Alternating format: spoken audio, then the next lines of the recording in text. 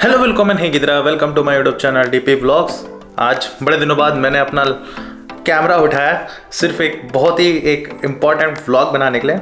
वो क्या है कि काफ़ी दिनों से मैं बिज़ी चल रहा था, ऑफिस में काम है और साथ में घर की कुछ चीज़ें चल रही थी। समझा करो उसको, मैं डिटेल में अब व्लॉग्स जैसे बढ़ते रहेंगे वैसे वैसे आपको जब वो चीज़ें दिखेंगी एग्जीक्यूट होते हुए, जब होएंगी तब आपको पता भी लग जाएगा।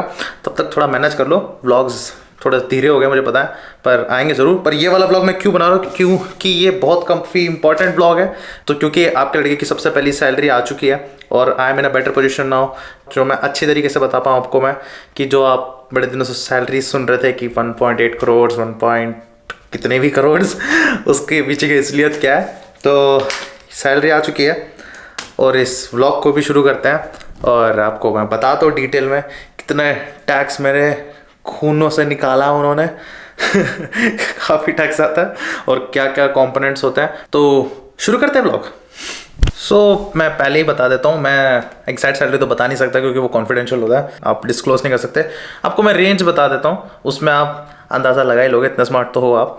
तो शुरू करते हैं। सबसे पहले मैं बताता हूँ कि यहाँ पे अगर आप एक सिंगल बैचलर हो तो आपका टैक्स कितना कटता है। बेसिकली टैक्स आपका यहाँ पे, अगर आप सिंगल हो तो आप टैक्स कैटेगरी 1 में आते हो, जो मेरा है। और साथ में मेरा टैक्स कटता है around 42% from my base salary. अगर आपको सोचने में लग रहा हो कि 42% कितना इतना ज़्यादा ही मतलब है, लिटरली ज़्यादा है, क्योंकि इसके पीछे काफ़ी रीजंस है। यहाँ पे एजुकेशन फ्री है, इतनी बढ़िया फैसिलिटीज़ है, हेल्थ केयर इंश्योरेंस है तुम्हारा। पर बेस सैलरी मैं आपको रेंज बनाता हूँ कि नॉर्मली अगर आप एक कंप्यूटर साइंस ग्रेजुएट हो तो आपको बेस सैलरी कितनी मिल जाती है एज अ फ्रेश ग्रेजुएट। मैं उसकी बात नहीं करूँगा, अगर आपके पास पहले से वर्क एक्स है और आप एक स्पेसिफिक पोजीशन में अगर अप्लाई कर रहे हो तो उसके लिए आप पूछ सकते हो किसी एक्सपीरियंस लोग से, कि मुझे पता है जहाँ तक वो मैं एग्जैक्ट फिगर मैं ढंग से बता नहीं पाऊँगा क्योंकि वेरीज ऑन द एक्सपीरियंस। पर for a fresh graduate I damn sure कि वो ही एक्यूरेट आंसर है। अगर आप किसी भी कंपनीज में अप्लाई करते हो in Germany, they usually go between 50 to 60,000 Euros. मेरे पास भी 2-3 ऑफर थे जो इसी रेंज के बीच में थे। आप एक फैंग में जाते हो जो ज़्यादा अबाउ ही पे करती है इन सबसे, जो एवरेज सैलरी है जर्मनी के अंदर। तो इनकी salary most of the time very करती है 65,000 यूरोस से लेके 70,000 यूरोस तक। हो सकता है कि अभी उन्होंने सैलरी बढ़ा दी हो, पर मुझे ज़्यादा आइडिया, जहाँ तक मेरे दोस्त वोस्त वगैरह भी काम करते हैं इधर, उनकी आइडिया से बताओ तो इतना पे करती है। अपार्ट फ्रॉम 1-2 कंपनीज, उसको मैं बताता हूँ at the end of the vlog कि वो कौन सी कंपनीज है जो इसको भी बैरियर तोड़ देती हैं। अगर आप SD ग्रेजुएट हो या फिर नॉर्मल ग्रेजुएट हो, मेरे केस की बात चले तो मेरी base salary between 65 to 70,000 euros है। काफ़ी अच्छा ब्रैकेट है, आप पता लगा लोगे। तो उसमें 42% टैक्स जाता है मेरा, और पर इसमें मैं टैक्स बचा सकता हूँ। आपको बता दो कैसे बचा सकता हूँ। टैक्स बचाने से पहले मैं बता देता हूँ मेरा टैक्स कटा कितना वैसे। तो मेरी बेस सैलरी जितनी आई उसमें से डायरेक्टली मेरा 42% चलेगा, जो मैं कभी देखने वाला नहीं हूँ। पर उसमें 42% के अंदर उसका जो टैक्स कटा उसका 9.3% मेरे पेंशन इंश्योरेंस में चले गया, और उसका 1.2% जो मेरा इनकम टैक्स कटा उसका मेरा अनएम्प्लॉयमेंट इंश्योरेंस में चले गया। अनएम्प्लॉयमेंट इंश्योरेंस होता है वो इसलिए होता है अगर आपकी अनफॉर्चुनेट रीज़न से जॉब चली जाती है और आपने ये अनएम्प्लॉयमेंट इंश्योरेंस आपने एटलीस्ट 1 साल पे किया है तो आपको 6 महीने तक का सपोर्ट मिलेगा। काफ़ी डिटेल्ड जानकारी होती है इसके बारे में, आपको मिल जाएगा उसके बारे में आराम से कहीं भी। बहुत सारे वीडियोस हैं, बहुत सारे लिंक्स भी हैं, एक आध लिंक्स मैं भी शेयर कर दूंगा नीचे डिस्क्रिप्शन में, आप भी चेक कर लेना। और उसके बाद मेरा आता है हेल्थ इंश्योरेंस, क्योंकि मैंने पब्लिक लिया है तो मेरा एम्प्लॉयर 50% पे करता है और मैं 50% पे करता हूँ अपने बेस सैलरी में से जो बचा है आफ्टर इनकम टैक्स जब कट चुका है। उसके बाद एक और इंश्योरेंस कटता है मेरा, वो है केयर इंश्योरेंस। मुझे नहीं पता इसके बारे में ज़्यादा क्या, मैं खुद स्टडी कर रहा हूँ कि मेरे इतने सारे जो इंश्योरेंस कटे वो किसके लिए होता है। वो भी 50-50% होता है। मेरे कंपनी 50% पे करती है और मैं अपनी बेस सैलरी से मैं 50% पे करता हूँ।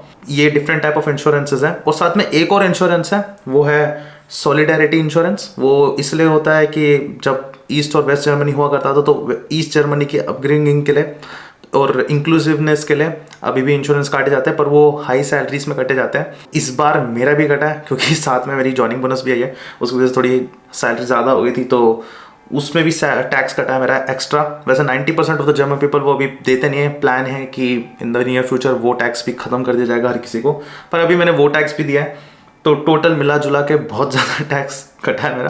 पर एनीवेज, जितनी ज़्यादा सैलरी होती है आपके यहाँ पे उतने ज़्यादा आपकी टैक्स कटता है, क्योंकि यहाँ पे एक सोशलिस्ट नेचर है, हर किसी को इक्वली देखा जाता है। अच्छी बात भी है, जितने ज़्यादा आप कमा रहे हो उतने ज़्यादा आपको टैक्स पे करना भी चाहिए, इसमें कोई बुरी बात नहीं है। पर इसमें मैं जो टैक्स बचाने की बात कर रहा था वो मैं हेल्थ इंश्योरेंस की बात कर रहा था, क्योंकि आप प्राइवेट हेल्थ इंश्योरेंस भी आप ले सकते हो। जैसे मैं पब्लिक हेल्थ इंश्योरेंस ले रहा हूँ तो मेरा फ्लैट एक पर्टिकुलर अमाउंट कटता है और वो काफ़ी हाई होता है। प्राइवेट इंश्योरेंस लेगा तो आपका कम से कम 160 यूरोस में काम चल जाता है, तो आपकी सैलरी ज़्यादा आती है, पर उसके थोड़े बेनिफिट्स है और काफ़ी नुकसान भी है। तो उसके बारे में जो गैप है, नॉलेज गैप, वो काफ़ी चीज़ें आपको फिर से ऑफकोर्स इंटरनेट में मिल जाएगी। मैं होता नहीं हूँ कि मैं फिर से वो चीज़ रिपीटेटिव बनाऊँ। बस आपको मैं बता रहा हूँ, उसमें आप टैक्स सेव कर सकते हो। बाकी जो मैं टैक्स सेव करना काफ़ी मुश्किल है। बाकी आप इन्वेस्ट कर सकते हो जिससे आप रिटर्न ले सकते हो टैक्स में। पर ये मेरा टोटल टैक्स परसेंटेज था जितना मेरा इस महीने कट हुआ, 42% में ये अलग अलग परसेंटेज कट हुआ है। इसके सिवाय मैं आपको बताता हूँ कितनी बेस सैलरी मेरे पास आई है आफ्टर दिस मच टैक्स। तो फॉर एन एग्जांपल ले लेता हूँ, अगर आपकी 60K बेस सैलरी है और उसके बाद आप अगर ये सारे टैक्सेस पे करते हो तो, और आपने पब्लिक हेल्थ इंश्योरेंस ले रखा है, नॉर्मली सब वही लेते हैं, तो आपकी अराउंड आ जाती है 2800 से लेके 3200 तक, बीच में एक रेंज रख रहा हूँ क्योंकि डिपेंड करता है काफ़ी फैक्टर्स में कि आपने इंश्योरेंस ले रखा है और साथ में किस टाइप का इंश्योरेंस है, काफ़ी चीज़ें मैटर करती है। 2700 से लेके 3200 is a very good bracket.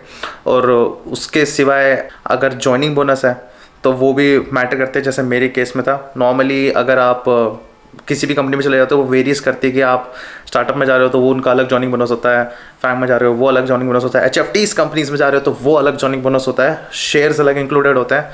तो ये सब चीज़ें डिफरेंट कॉम्पोनेंट्स वेरी करती हैं। तो मेरे केस में भी जॉइनिंग बोनस इंक्लूडेड था। और एक एग्जांपल देता हूँ कि मेरे को दूसरे ऑफर्स जो मिले थे उसमें जॉइनिंग बोनस और इसके जॉइनिंग बोनस में काफ़ी ज़्यादा डिफरेंस था। जैसे एक कंपनी ऑफ़र कर रही है बिटवीन अराउंड 5 to 10,000 यूरोस, दूसरी कंपनी ऑफर कर रही है बिटवीन 20 to 30,000 यूरोस। तो जॉइनिंग बोनस हमेशा कंपनी में वेरी करता है। मेरे कंपनी का जॉइनिंग बोनस भी वैसे ही था, on the hire and joining bonus का। और उसके सिवाय शेयर्स कंपनीज प्रोवाइड करती हैं एम्प्लॉयज़ को, तो वो भी डिपेंड करता है कि आप किस कंपनी में जा रहे हो। कोई कोई कंपनी 100K तक शेयर्स ऑफर करती हैं, पर उसमें भी डिफरेंट कंपोनेंट्स को ऐड कर देते हैं। आपको ये शेयर एक बारी में नहीं मिलते, 4 साल में आपके पूरे क्रेडिट होते हैं, लाइक 25% और एनी अदर वे। वो कंपनी पर डिपेंड करता है। मेरा भी कुछ वैसा ही है, मुझे भी कुछ शेयर्स मिल रहे हैं और वो भी कंपनी वेस्ट करेगी विद इन 4 years, तो वो भी CTC के अंदर इंक्लूडेड होता है। तो मिला जुला के ये 3 डिफरेंट कंपोनेंट्स, और साथ में चौथा कंपोनेंट वो है रीलोकेशन। वो डिपेंड करता है कि आप अगर एक पर्टिकुलर एरिया से कितना दूर हो। मोस्टली जो मेरे सारे दोस्त आए हैं और मैं भी खुद बॉन्स आया हूँ तो मेरे को भी मिला है। तो ये 4 डिफरेंट कंपोनेंट्स मिला के काफ़ी ज़्यादा सैलरी लगती है, पर मेन पॉइंट ये है कि बेस सैलरी ही सबसे ज़्यादा होता है और साथ में जॉइनिंग बोनस। और ये जो स्टॉक्स हैं आपके 4 साल में मिलते हैं, तो डिपेंड करता है कि आप कितने साल तक इस कंपनी में काम कर रहे हो और वो स्टॉक्स कितने ज़्यादा बढ़ रहे हैं आपके। तो अगर आप रह रहे हो लंबे टाइम तक किसी भी कंपनी में, तो ऑफकोर्स वो हमेशा हमेशा हमेशा फ़ायदेमंद रहेंगे। तो कभी भी छोड़ना मत जब तक स्टॉक्स आपके बेस्ट नहीं होते। छोड़ भी दोगे तो दूसरी कंपनी में चले जाओगे जहाँ और अच्छे टाइप ऑफ स्टॉक्स मिल रहे हो, तो ऑफकोर्स वो बहुत अच्छी बात है। ओके, तो फाइनली मुझे लगता है मैंने सारी चीज़ें कंपोनेंट्स वगैरह अच्छी तरह से कवर कर चुका हूँ। कुछ चीज़ें मैंने वेग रखी है, समझना वेग रखना ज़रूरी है क्योंकि मैं एग्जैक्टली नहीं बता सकता। फिर भी आपको मैं थोड़ा सा आइडिया तो दे ही चुका हूँ, आप क्या एक्सपेक्ट कर सकते हो। पर अगर आप सोच रहे हो कि इंडिया में आपकी कोई जॉब है बहुत ज़्यादा हाई पेइंग और यहाँ पे आके आप और ज़्यादा कमाओगे, वैसा कुछ नहीं है। अगर आपको फिर भी कोई आइडिया चाहिए तो मैं जब डेफिनेटली रिकमेंड करूँगा कि levels.fyi में जाके अपनी सैलरी कंपैरिजन देख लेना, डिफरेंट कंपनीज कितना आपको पे कर रही हैं apart from what you are getting right now. Germany में जो हैं पहले से ही, वो उनके लिए भी कह रहा हूँ क्योंकि आप फिर से नेगोशिएट कर सकते हो आराम से। पर ग्रेजुएट पोजीशंस में आप नेगोशिएशन लगा लो, बिल्कुल भी पॉसिबल नहीं है in most of the cases, जहाँ तक मैं जानता हूँ। क्योंकि ग्रेजुएट इंजीनियरिंग पोजीशंस में वो एक नॉर्मल स्टार्टअप पिच होती है उतनी ही सैलरी मिलती है। आप उस सैलरी को फिर उनका फिक्स्ड कैटेगरी होता है, फिक्स बजट होता है और उसमें ही वो स्टूडेंट्स हायर करते हैं। अगर आप स्पेसिफिक पोजीशंस में अप्लाई करें तो ऑफकोर्स वो निगोशिएट करने को भी तैयार हो जाते हैं, क्योंकि you are the best person that can be filled by that position. तो फिर आप उसमें अपनी निगोशिएशन स्किल्स भी आप ला सकते हो। पर लास्ट में जो कंपनीज में जो बता रहा था कि इस 65 to 70,000 यूरोज़ वाले मार्क को भी तोड़ देती है, और मोस्टली आपकी HFTs कंपनीज होती है। और जर्मनी के अंदर HFT कंपनीज उतनी ज़्यादा है नहीं, कुछ कंपनीज हैं लाइक स्नोफ्लेक हुआ और डेटाब्रिक्स हुआ। ये HFTs नहीं है, पर ये सॉफ्टवेयर डेव में आपको थोड़ा सा हाई पे करती हैं। अदरवाइज़ आपकी जो HFTs कंपनीज है वो मोस्टली एम्स्टरडेम में है, लाइक ऑप्टिवर एंड ऑल। वो थोड़ा सा आप भी देखना HFTs कंपनीज़ के बारे में थोड़ा और जाना। मैं थोड़ा यहाँ पे आपको होमवर्क दे देता हूँ, आप भी समझ जाना कि उनके बारे में क्या होता है। पर अगर आप एक अच्छी लाइफ जीना चाहते हो और एक वर्क लाइफ बैलेंस चाहते हो तो आप हमेशा कंसिडर करना उस कंपनी के एम्प्लॉयज़ से कि वो कैसे काम करते हैं। अपने स्किल्स को सबसे ज़्यादा मोटिव रखना, आपको पसंद आना चाहिए काम, रादर देन आप पैसे के पीछे भाग रहे हो। आपको हमेशा फोकस करना चाहिए कि आपका जो काम है वो काफ़ी प्रायोरिटी में है और आपका काम जो आपको करना है आप वही कर रहे हो। कि Germany in most of the companies सब कुछ इक्वल पे स्केल होता है, ज़्यादा कुछ डिफरेंस नहीं होता। इवन मेरा भी वैसे ही ज़्यादा डिफरेंस नहीं है, मतलब अराउंड 10,000 यूरोज़ का मैं कहूँगा बेस सैलरी में ऊपर नीचे हो जाता है। तो पर आप एक स्टेबल नौकरी कर रहे हो यहाँ पे, वो ज़्यादा इंपॉर्टेंट है। पर do check it out levels.fii for more information. आपकी जो सैलरी जो आप कमा रहे हो वो अप टू द मार्क है फॉर द करंट मार्केट और नॉट।